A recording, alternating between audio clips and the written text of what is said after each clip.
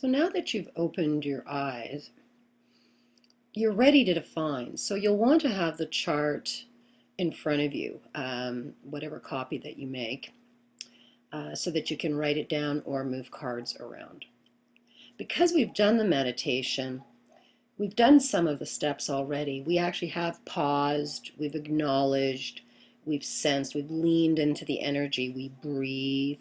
That's all part of that meditative process. We've even relived the story, which we might actually ask ourselves after this process.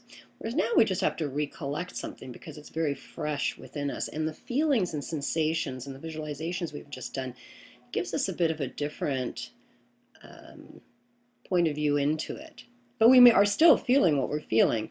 Maybe after the meditation, we're coming out and we're feeling very angry. So we're putting that angry card right there. Or we're putting the discouraged card or the worried card, one or more cards in the area. Sometimes you need to sit with that in reality, but the question to ask next is the identification question. What is that about? What is that angry about after my story? What is that worried about? I might recollect little pieces that I've just been reliving in it. Because I don't have to tell myself the whole story at this point in time because we've just been doing that. If I'm not ready to move on or I can't answer that question, then leave it because you'll be ready to answer that question, but you always prompt yourself with the question. If you then tell yourself you understand why you're angry about it, and then ask yourself again, how do you feel? That anger card, as we've said before, might actually end up being a doubt card. You've moved up. And feel how that feels in your body when you've just gone from anger to doubt. Maybe worried is still on the table. Maybe it isn't. So then what is doubt about? We ask ourselves and go through the same situation around the story. Maybe that even changes. Actually, I'm not even feeling doubtful anymore. I'm actually feeling overwhelmed about that whole situation. So we might actually shift these cards very quickly within a few minutes. In some situations, we will shift this over a few days. Again, we'd ask ourselves, what is overwhelmed about, and repeat the situation. This is a great activity to do on your own and in pairs as we share the story with somebody else. Somebody shares their story and talk about how we've identified it and what it's about. That sometimes also can give us a little motivation to move ahead.